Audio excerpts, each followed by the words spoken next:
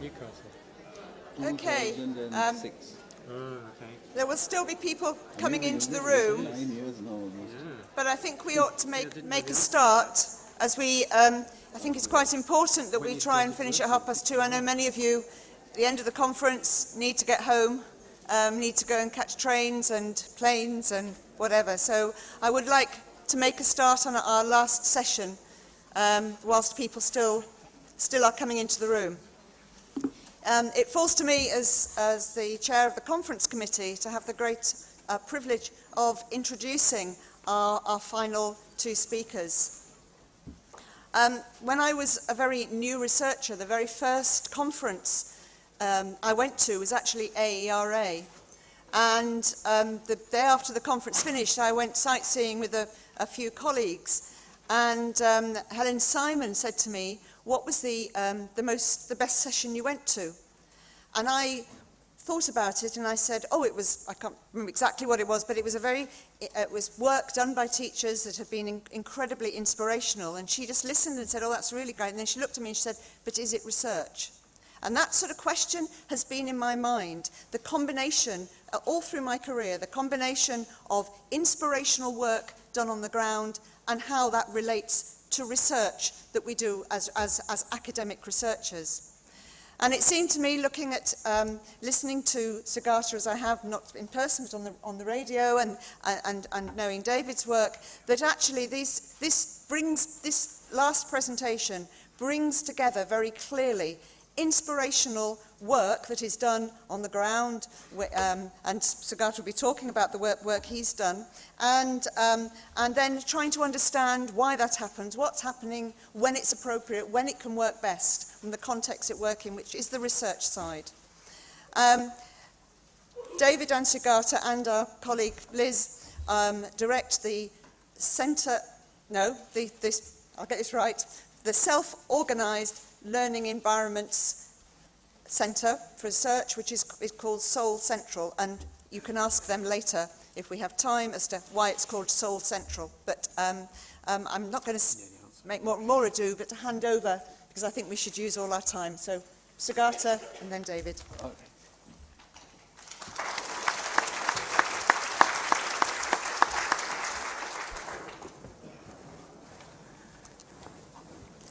Thank you. I have a bit of a challenge here because as I look at the audience, I find that there are many people here who know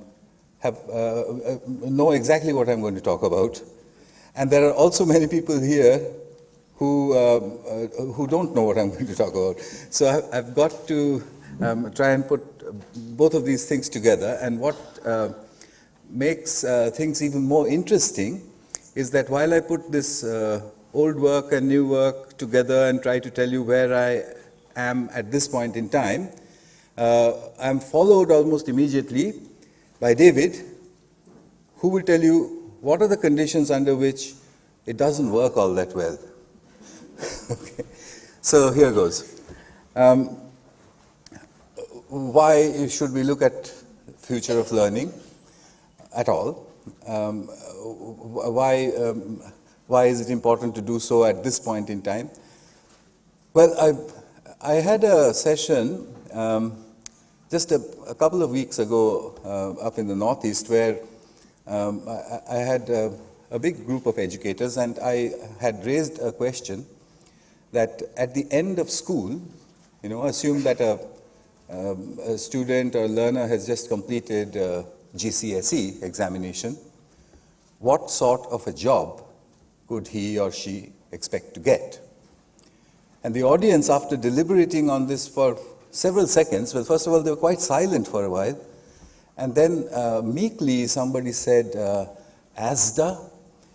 So I said, well, that's not very nice, is it? I mean, is that what we're preparing the children for these 12 or 15 years? So then, of course, there was a discussion which said, no, it's got to do with value systems, it's got to do with understanding the world, and so on and so forth. But I think the consensus of opinion was that in today's world, if you step out of school with the school certificate in your hand, you are not employable, unless you do something else. So this naturally would irritate a young man or woman if they think about it. And I meet a lot of them. I do hear this quite frequently, that what am I going to do after this? Do I have to go to university? Do I have to go to an FE college? If I don't want to do either, what can I do instead? So why is this situation the way it is? I think, and I don't know if you'll agree, I think that you could come out of school and do a few things very well. You could join the armed forces, okay? You could be a disciplined, loyal soldier. You could be a factory worker, doing the same things over and over again, not asking too many questions. Or you could be a clerk in an office which used to exist, let's say, about 40 or 50 years ago. Because you would have all the skills necessary for doing that. You can read and understand, you have good handwriting, and you can do arithmetic in your head. But that world doesn't exist.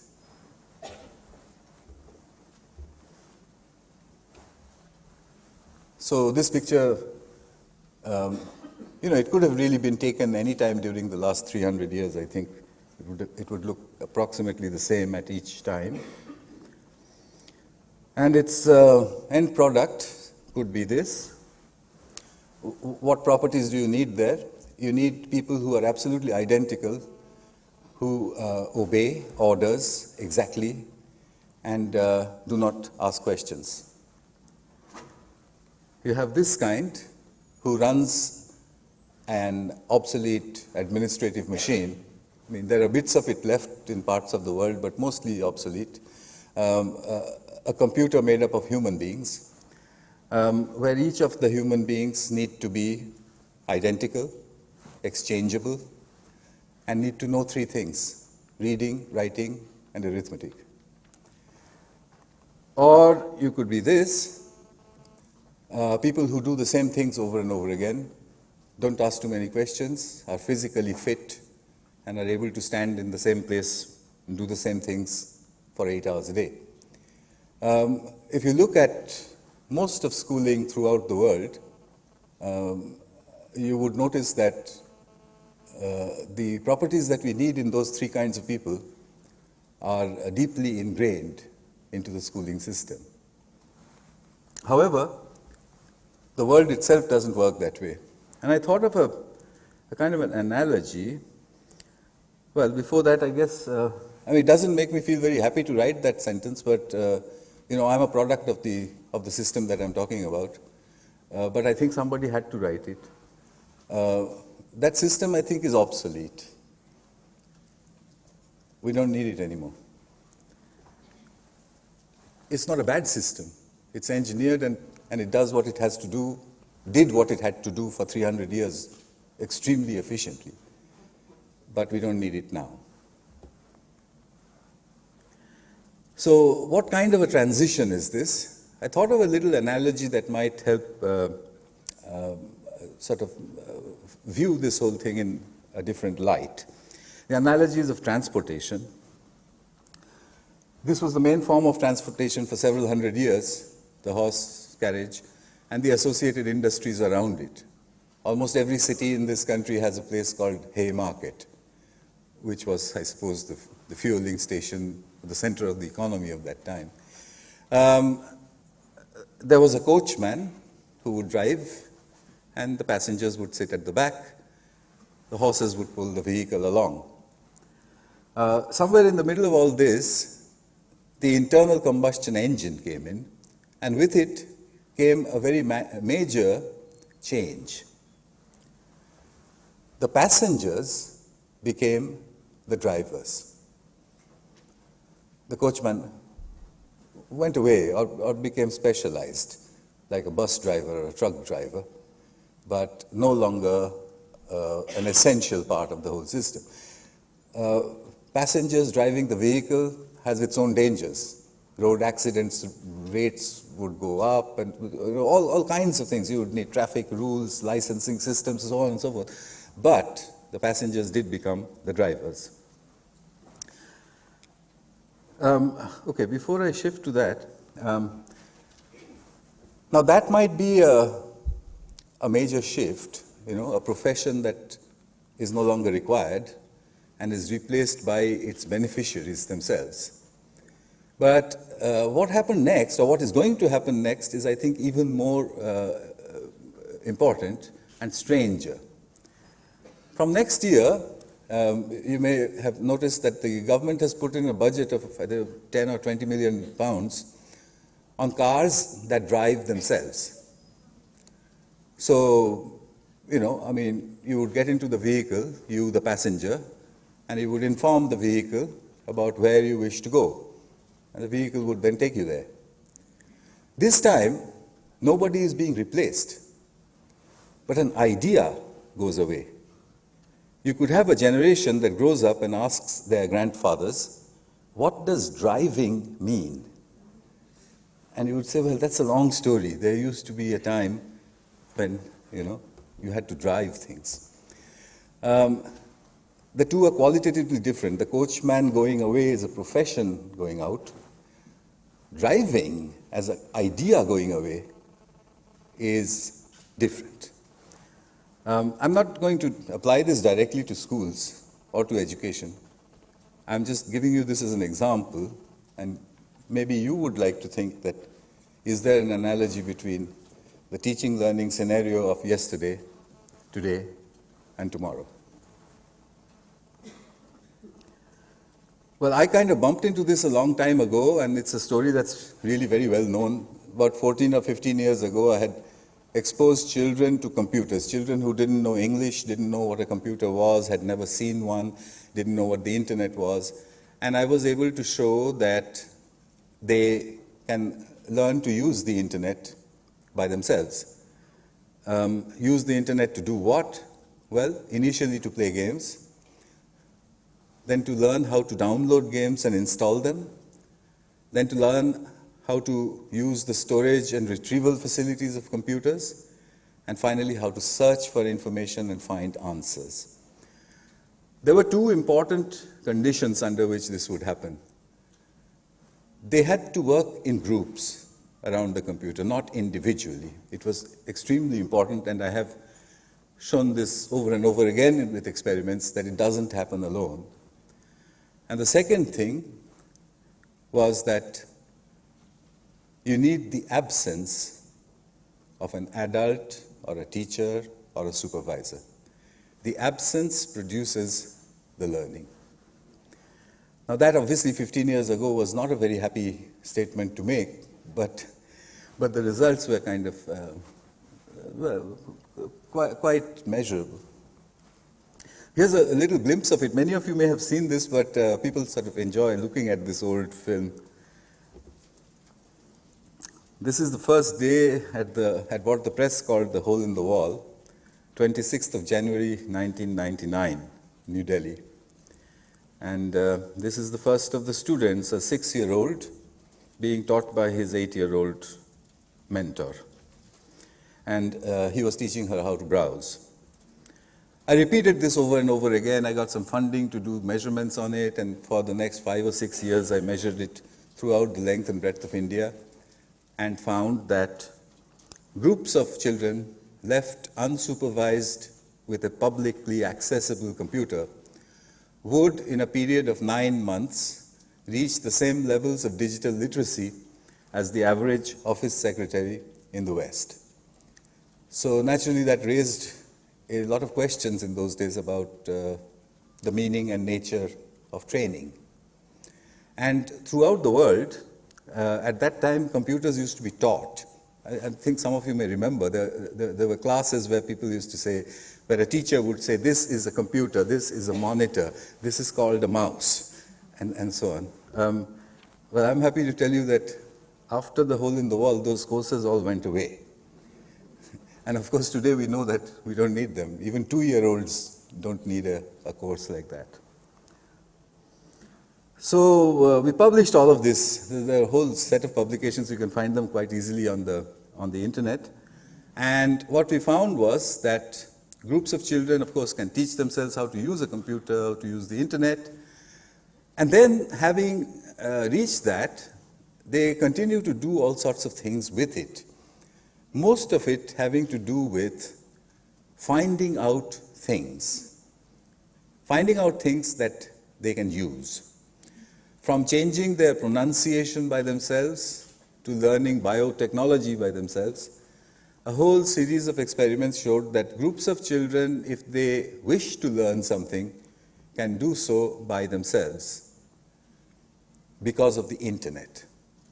It doesn't happen in a library. Because in a library, yes, you could try to do what we call self-directed learning, but books don't point to each other. The property of the internet, that it points to each other, to bits of information point to other bits of information, that I think is at the heart of this kind of learning. So I don't use the word self-directed learning because this is not self-directed learning. This is a self-organizing system. It's the way in which bees build a beehive. So you can imagine that if you considered building a beehive as a FE activity, then it would be difficult to mark each individual bee. In fact, each individual bee actually knows very little. But altogether, they build these perfect hexagons. It's like nothing we have seen before. And hence, this controversy about what it means and whether it's at all.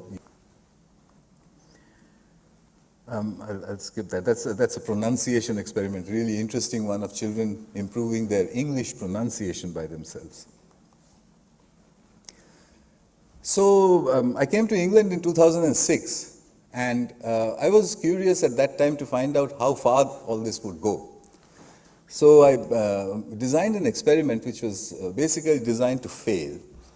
It was an experiment on biotechnology, on the replication of the DNA molecule in English, undergraduate first-year level material, presented to 12-year-old Tamil-speaking children in a South Indian village.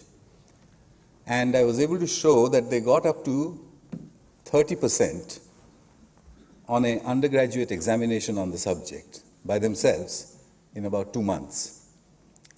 And they didn't realize that they had learned anything, because what they used to say to me was, we haven't understood anything, this is very complicated. And then I would probe, and then they would come out with sentences like, well, apart from the fact that improper replication of the DNA molecule causes genetic disease, we've understood nothing else. So that sort of thing. Did they actually learn? Well, the test showed that they did, and the referees felt that they had, because if the tests are right, and if they're scoring high on those tests, then presumably they've understood what they were doing. How could it be possible? I still don't know. If you ask an individual child in the group to read out a piece of biotechnology text, she would just stumble. She would barely be able to pronounce a word. If you ask the group a question, they will instantly answer it correctly. The only explanation I can offer at this point is a self-organizing system. We have these in the natural sciences. We call it spontaneous order, and we don't really understand much of it. So, where are we headed, really? Well, first of all, we know that the hole-in-the-wall experiment, the old one, well, that's happening in every home now. Anywhere where you have a 2-year-old or a 3-year-old with a tablet, you see the hole in the wall of children teaching themselves almost impossible things by themselves. Almost every parent has a story to tell. So it can't be that every child is unique. It has to be that there is a new method that we are struggling to understand. What about the professions themselves? What's going to happen to a plumber 10 years or 20 years from now?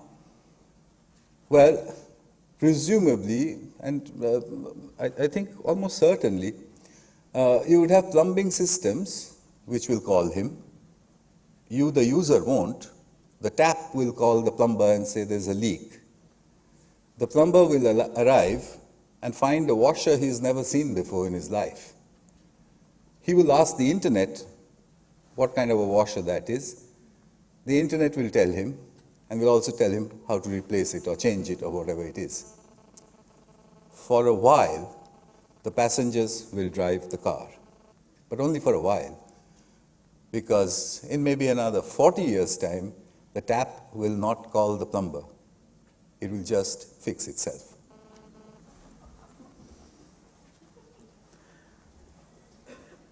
So what will this do to the future of reading, writing, and arithmetic? And I always get into trouble with this one because, well, yes, of course you should be able to read, although I'm sure there are machines everywhere which can read to you if you didn't know how to read. They do it quite efficiently.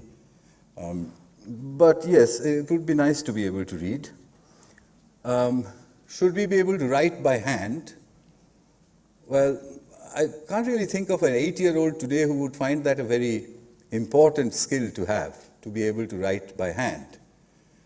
I know writing is considered as one of the great human abilities, but to an external observer, to an alien, for example, it could be described as making scratch marks on pieces of wood in order to record audio, a very poor quality recording. It's a lot easier to point a telephone at whatever it is you wanted to record. So I don't know what's going to happen to writing. But if I take an example of another skill which was very important in the past and is not very important now, then perhaps handwriting, cursive writing, would become a hobby, like knitting, for example. And what of arithmetic? What's 39.8 multiplied by 16.5? I know that everyone in this room has spent years learning how to do that, in their minds, on pieces of paper, and so on. And I also know that not one will do it that way. What are those years for then? So what should we do? We learned in that South Indian experiment with biotechnology that as children struggle with the difficult thing, if you go up to them and if you say, you know, I really didn't think that you can do this, then they do a little bit more.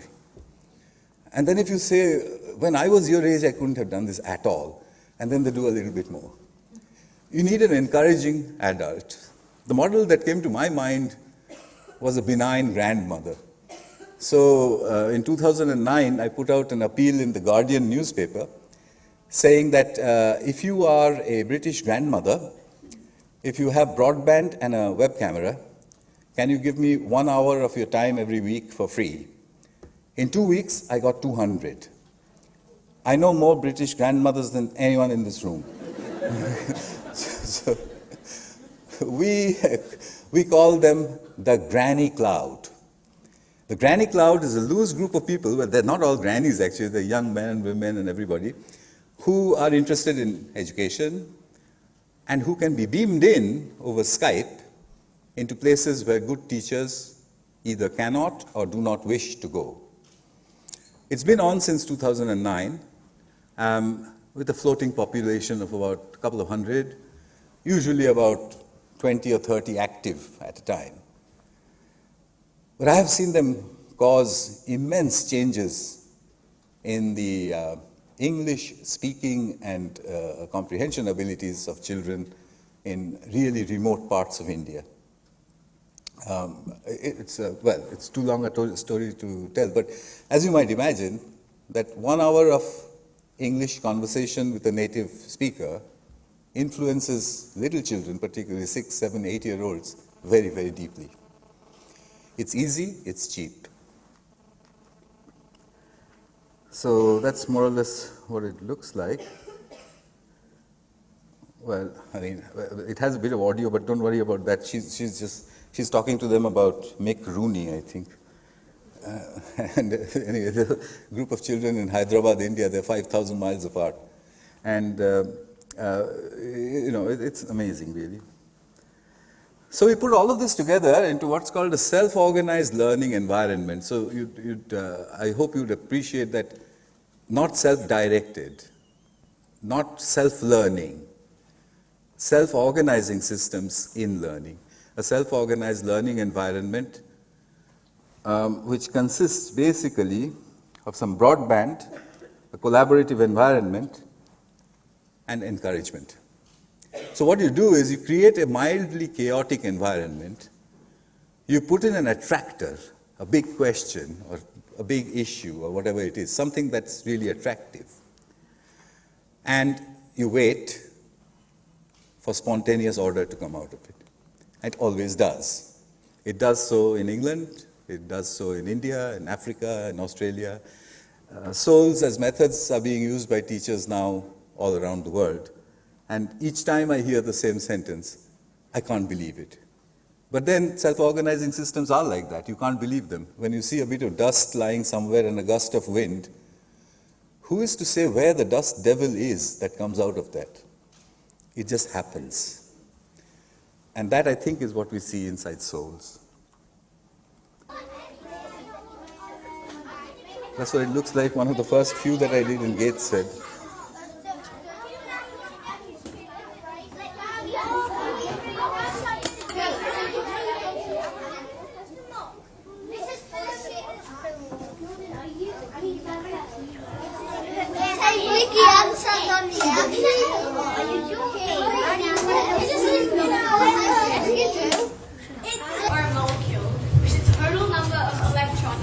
That's in Australia. I'll skip that, but I mean, I have examples from all over the world of children always coming out with something that is really way ahead of their time. And then you say they didn't actually understand it, they're just reading off Google. But if you examine it further, if they're in groups, if they're unsupervised, and if they're encouraged, they're not doing that. They're not only taking things off search engines, they're taking the right things out and they're putting them together. And that, I think, is a skill that is more important than the 17 times tables. So you need a curriculum which is built up of big questions, and there are brilliant teachers all around the planet who create these, and I make a loose collection of them every now and then. What's a big question? It doesn't have to be a complicated question. It has to be a big one. For example, with 9-year-olds or 10-year-olds, a big question could be, why does hair grow? Okay, so they'll say, what do you mean? So you say, I mean, every now and then it grows so big that you have to cut it off. Why does that happen? Doesn't seem to happen in the animal world. I mean, I've never heard of a gorilla having a haircut or needing one.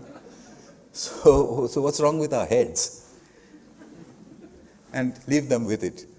What will come out is cell expression and a host of other anthropological mix of facts. What it does effectively, a big question, is that it rolls together assessment, pedagogy, and curriculum. You can assess them on their ability to answer that question, the quality of the answer. In the process, they learn a whole lot of things, mostly way out of their time, and they use pedagogical methods which they invent and are not imposed on them. So some examples of souls and its effects on popular culture. The person who wrote this book called Slumdog Millionaire, which became the film, he said that he was affected or inspired by the hole-in-the-wall experiment. Till date, I don't quite see the connection, but anyway, I'm quite happy. A school in Mexico went from the bottom of the grade in arithmetic or mathematics to the top in the whole country. In a little school from a Mexican teacher whom I've never met. And he wrote in there that, I read about this guy's work on self-organized learning and I used those, and I don't quite know what happened, but the math scores kept going up. So that again is really good news. It was reported in Wired magazine as a new form of learning. And finally, Mike Atherton, our old cricket captain, writes about cricketing techniques in Sri Lanka, and he says these guys, they create new techniques which we haven't heard of, and which they seem to create by themselves on the streets. And then to my utter astonishment, I find my name written over there and says, maybe they're using Sugata's hole-in-the-wall techniques or whatever. So, so I don't know. I think people do notice that mildly chaotic environments produce spontaneous order with new inventions and new discoveries which happen by themselves. So what am I doing right now? I'm trying to test all of this out by building 7 schools in the cloud. Well, schools, for lack of anything better to say, they're actually just learning spaces where children can group together, use the internet, are not supervised, and encouraged to answer big questions. 2 of them are in England. This one is in Killingworth, quite close to Newcastle, well, part of Newcastle. This one in New Delhi, in a government school. This one in Newton Aycliffe in County Durham, as you can see with a granny on the wall. This one in Chandrakona, a tiny village in West Bengal, a very remote area close to the Sundarbans. Inside they look all the same. It's an easy environment to create. Big screens, broadband, electricity, and that's about it.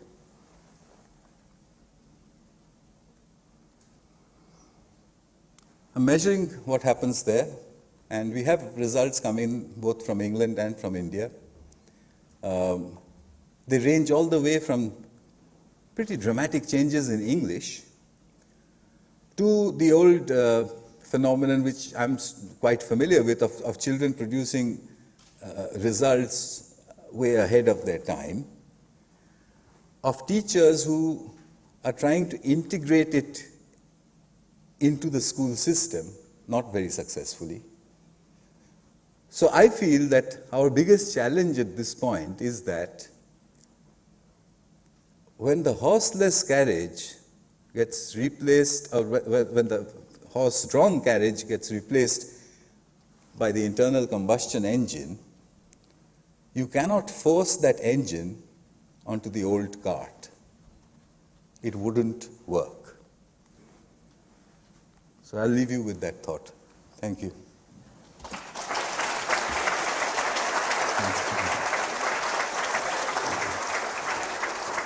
Okay.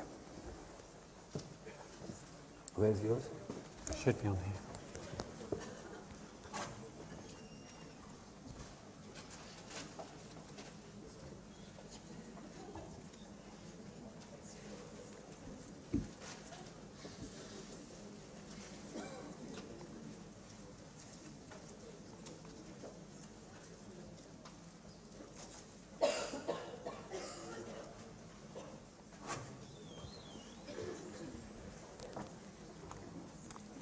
Thank you, Sugata.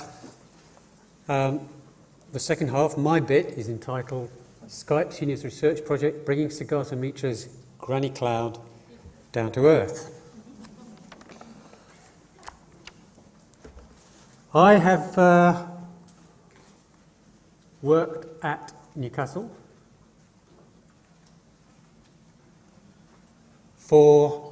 since 1989, 25 years. And Sugata arrived in 2006. And it's a bit like these people here. He appears as a shooting star, some brilliant idea flashing across the firmament, with people kind of looking up, mouths open, going, wow.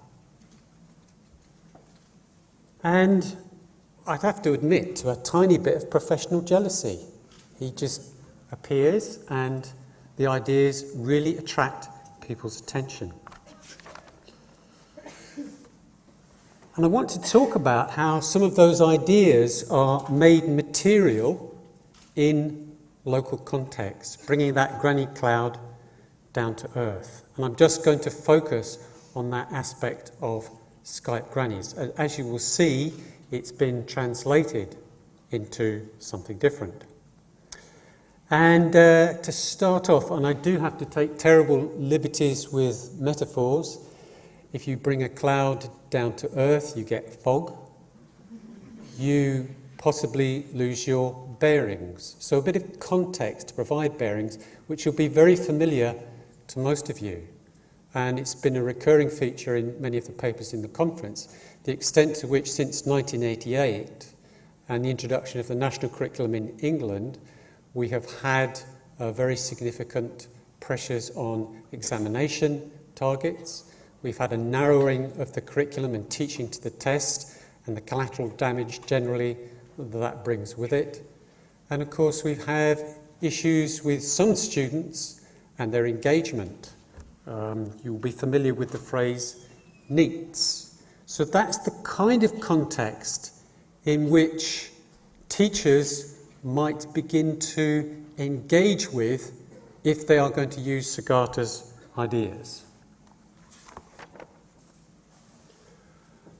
And just a bit of personal history, much of my research has been involved in partnerships with schools in what we might generally call innovative pedagogy. So thinking skills, learning to learn, metacognition, and increasingly in inquiry-based learning with an emphasis, where possible, on community curriculum making.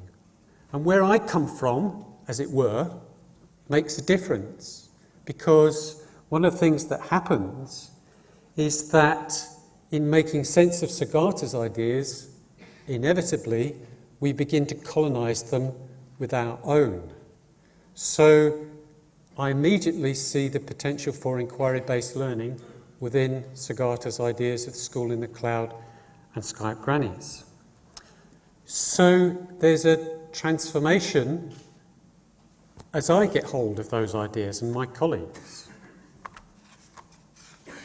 So Skype grannies becomes Skype seniors. Wider range of volunteers, men and younger people, recruited through Voice North, the university, and also through friends and relatives. And I'd like to just pause for a moment and pay tribute to my researcher colleague, Ulrika Thomas, who's somewhere in the audience being very discreet, but fantastic amount of work she did in this project. And lots of her relatives got involved in this, I would have to say. And there is one of her relatives down at the bottom who got enrolled as one of the Skype mediators. And not only were there a wider range of mediators, but a wider range of curriculum intentions. So originally with Skype Grannies, it was substantially about improving the English, providing the chance for English conversation with pupils in India. And here we have a much wider range of roles and for those mediators. But it's important to say that I've already talked about the way in which I colonised the idea, but there's also then the layer of teachers. Teachers those who've got enthusiasm and agency have constructs about teaching that they want to advance and develop. So if I just read you one of the extracts from the interviews from one of the teachers involved. He said, "I recognised last year that we have a group of students who come into school and don't make an awful lot of progress, no matter what I throw at them." I mean, he's not being very literal there. But you get the sense of what he's talking about, or how creative I am. And I thought, who could change this? And then I thought, grandparents could. So the opportunity arrives, we offer them, that particular school, the chance to use Skype mediators, and he latches into it. He's got his agenda. So if you look down this list here, there is a very considerable range of subjects, age ranges, and intentions. So German language speaking in maths, mentors and tutors working on maths problems reflected in everyday life, an eyewitness or an expert in history, a source for the story of women's liberation in the 1960s and 70s, as a leader of a book group for a primary group of primary school pupils, as raconteurs and witnesses for other cultures, and so on. And the last one, perhaps one of the most rich, where the students in vocational post-16 course were working on ageing and fitness with volunteers who themselves were elderly and had many of those issues. So there's a second layer of things being transformed and colonised. And I could put this question out to you. How would you make sense, theoretically, into of school in the cloud? In your work that you do already, do any of the concepts and theoretical frames apply? Because one of the things about school in the cloud is there is a very large range of theoretical perspectives that one might bring to this. So, in our thinking, I might, before I just whiz round my little clock here, in our own university there's a number of collaborations with other schools and faculties. And we have Culture Lab, who are very interested in digital civics, the way in which the provision of public services may be helped by digital media. We have part of the medical faculty who are really interested in School in the Cloud and Skype Grannies in terms of healthy ageing. And we have our estates department who are interested in refurbishing parts of the university, researching and then refurbishing parts of the university to take advantage of the concept of self-organised learning. So even with our own universities, though, a range of takes that people have on this shooting star across the sky. But then from our perspective, interested in inquiry and emancipation, going back to Dewey and Freire, social capital, because as students meet mediators, they begin to hear other voices and develop significant relationships, which can become significant in terms of who they know and influence them. There's identity and agency. Students beginning to ask themselves that question, who am I? Partly as they are reflected through the mediators who they work with. And the whole of the School of the Cloud and Skype seniors, to a degree, let them off the leash and gave them more scope for their agency. There are a whole range of curriculum questions that come into focus because of Skype seniors or Skype grannies. What gets taught? By whom? To whom? To what end? When? And even to what purpose? A whole range of fascinating issues around classroom talk and dialogue. Many of you will be familiar with Neil Mercer's work and Rupert Wegerif and many others, all of which become significant because there is the potential for productive talk around technology and less productive talk. And of course, classification and framing. What happens to subjects in these contexts? How do social rules reflected in Bernstein's concept of framing shift because of the opportunities offered? So, if I shift ground very quickly, time is short, there are all of the logistical issues as you bring the granny cloud down to earth. And we should not underestimate those logistical problems. And Ulrika was fantastic helping people through many of those issues. Just reflected a tiny bit in this slide here. And we had lots of incidences of people not being able to hook up at the right time for their Skype interaction. But also, interestingly, there was a surprising amount of sort of adaptive behaviour from students, which is reflected here. So if we look at this bottom part here, the Skype senior can only talk to one person in this context because they've got headphones on because they're sitting in the classroom. But Emily and Devi took up the gauntlet of that problem, showed their agency and solved the problem by moving themselves and taking a small whiteboard into another room to do it in peace and quiet.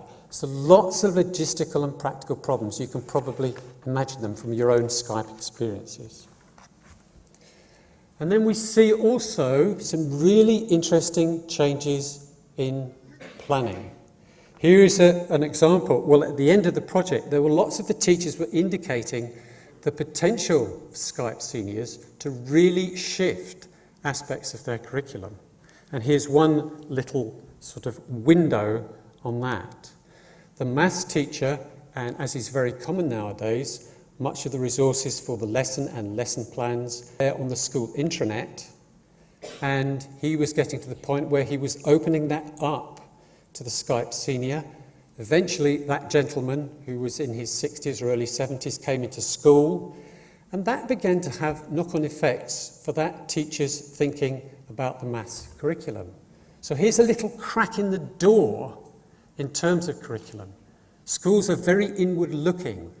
We have a national curriculum, but here is the opportunity for other people, and I know that's problematic, to begin to influence the curriculum.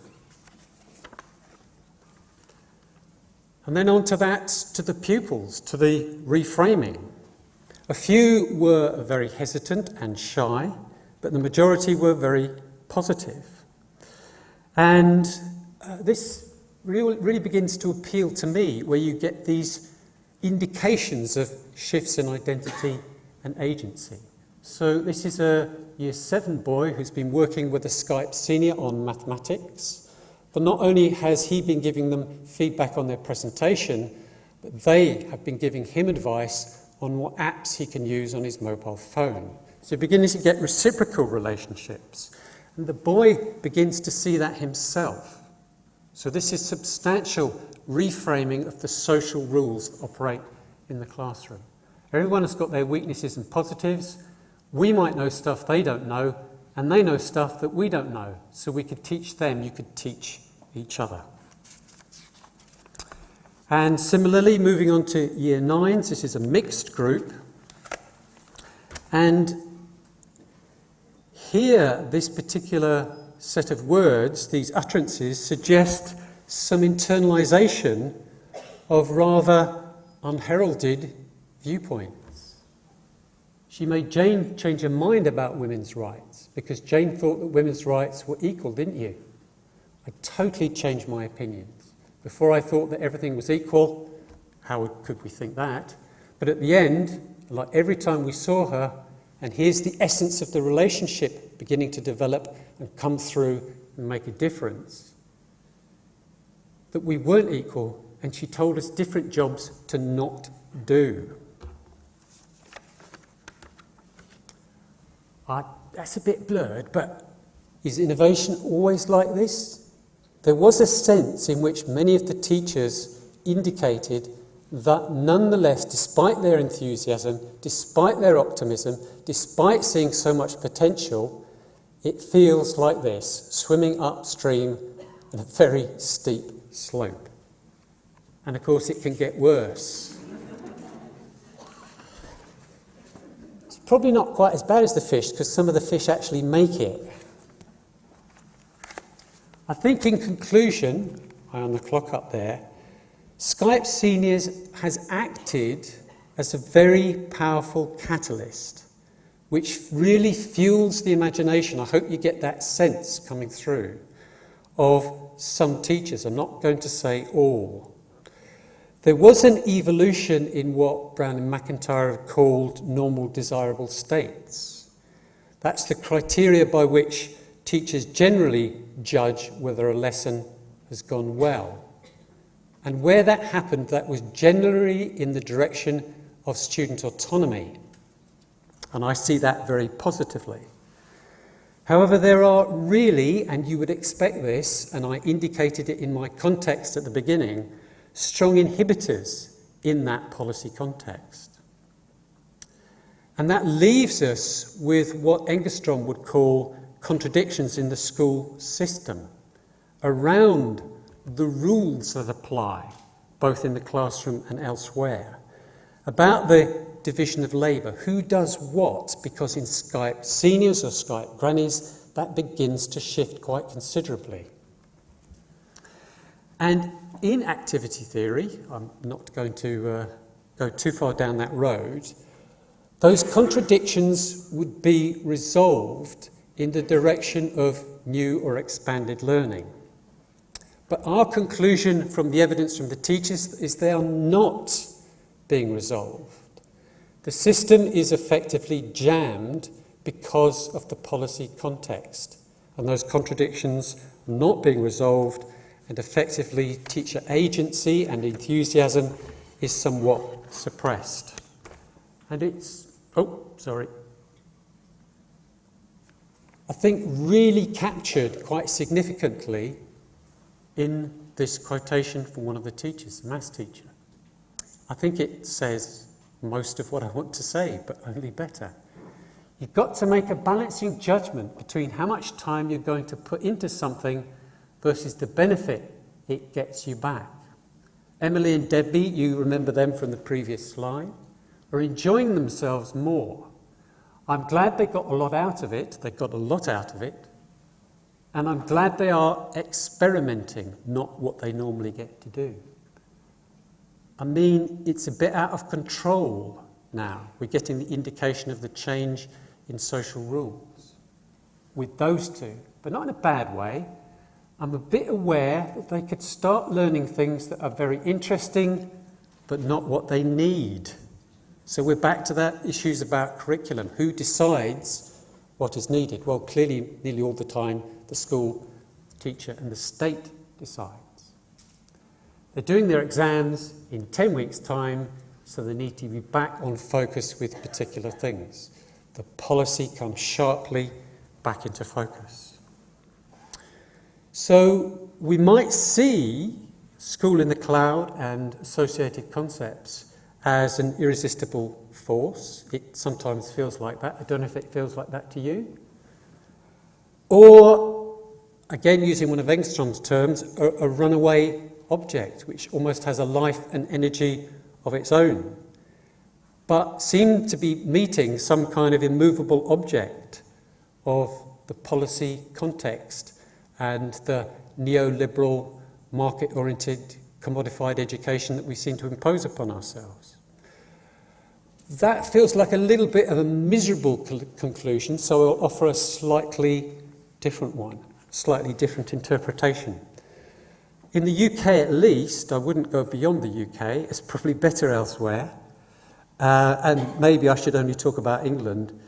The school in the cloud, souls, Skype seniors, Skype grannies, I think can really significantly contribute to localised ecological agency. You can check that term out in Mark Priestley-Gert Biesta's work.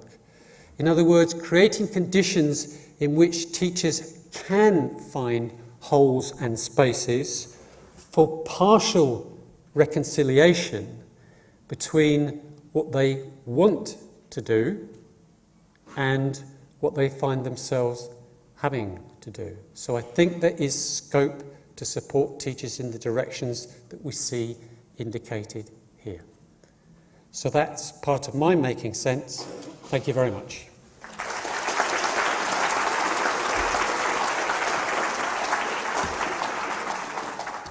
And we're on time. Thank you very much indeed. We have a few minutes.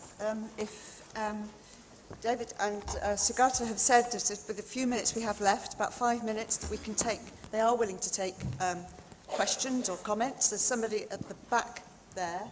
Somebody at the back.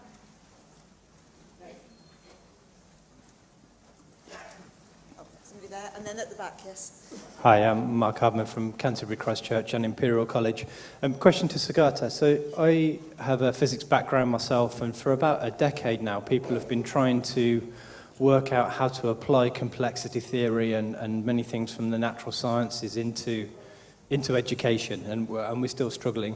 I note that you use quite strong analogies between kind of natural systems, using the words attractors, etc. But you admit we don't really know, which is great because I don't think any of us do. But I wonder how far you feel we can learn from our colleagues in the natural sciences who are starting to develop techniques in order to define what we mean by self-organization. So, for example, looking at bifurcation and looking at network analysis. So is this just a loose analogy, or do you think we can learn by looking at complexity a little bit more as the natural scientists do? Well, I started out with it as a loose analogy, mainly to try and explain to myself what was happening. But I think that the over the years what I find is that the relationship is probably closer than I thought. Then I started talking to my colleagues in physics and computer science. The problem is that we don't have a common language yet, particularly for the application of chaos theoretical models into the social sciences. However, there are some very interesting definitions. For example, the fact that in a chaotic system, accurate statistical prediction is possible for the entire system, but not for its individual parts. And that, it seems to me, could easily be translated to an educational context where you say, this is a good school, which means that statistically, historically, it's predictable. But it doesn't mean that student X is going to become the CEO of a company. So we need to first, I think, identify a common language. And this new research center, which my university has just started, called Seoul Central, I think one of our objectives will be to see if we can evolve a common language, which, you know, I mean, if I had to say what's my wish list, I would say which would produce one day a math for learning. Hi, yeah, I also have a question for Sugata. I'm sort of tracking back to the start of what you were talking about when you were discussing the sort of technological revolutions, and it reminded me of my own experience. I graduated from Newcastle University a few years ago with a bachelor's degree in politics and history, which naturally meant that my first job was in a call centre in Newcastle, with the economy being the way it was.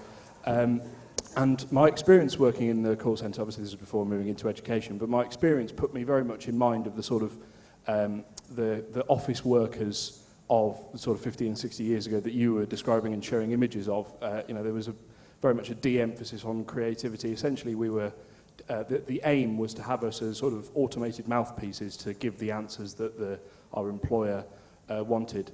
So my question is, to what extent do you think the sort of the technological changes that you've been kind of observing and commenting and trying to put in place, to what extent do you think they are genuine kind of step changes, like significant new developments, and to what extent do you think they are making things that paradigms that already existed dramatically more efficient in the same way that the car still is a means of transportation, but a much more efficient one? It's a really difficult question to resolve, but since you were asking about what I think that in many areas, yes, we are looking at doing something that we did before, but in a more efficient, perhaps cheaper, better fashion. But I think most importantly are the changes which are more insidious than that. They are actually removing institutions and removing certain areas of human value systems. And I keep trying to think of examples, but typically, if I were to say that there are robots being developed that will do a heart bypass surgery, I think most people today would say, not on me. But imagine for a second, 50 years later, and I find it quite easy to imagine a patient who says to his nurse, you are not going to let a human being touch me, I hope. Okay, I can see that happening. Now that would be the kind of psychological shift that I'm talking about. We may not one day want to get into an aeroplane that's being flown by a human being because we would think it's too dangerous. When that shift happens, it's no longer a question of improving something. But to learning, when you apply to learning, there are a set of maverick thinkers, they're not even considered anywhere mainstream inside education, who feel that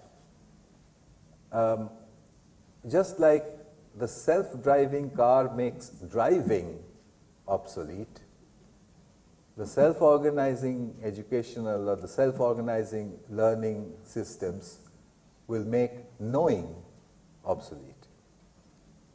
it's really hard, it's a big stretch to imagine that situation of a child who asks his grandfather, what does knowing mean?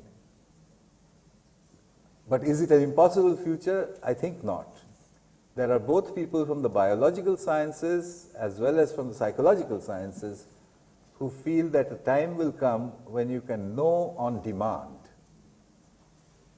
You know, so you step out of your aeroplane in France and you say, I wish to be able to speak French for the next 3 days. You do so perfectly, and then you come back into England and you don't know a word of French anymore. Okay. This kind of, and you know, it's not sci-fi. There are people who understand what the inner mechanisms are that might make this possible. How many years, I don't know, but it will not be an improvement or a change on an existing system. It will be something that we have never encountered before. Rather, I don't think we're going to have time for any more questions. I just wondered if David wanted to comment on that sort of idea as well, in terms of the system, in terms you were talking about schools, whether, you know, whether we're going to go beyond schools.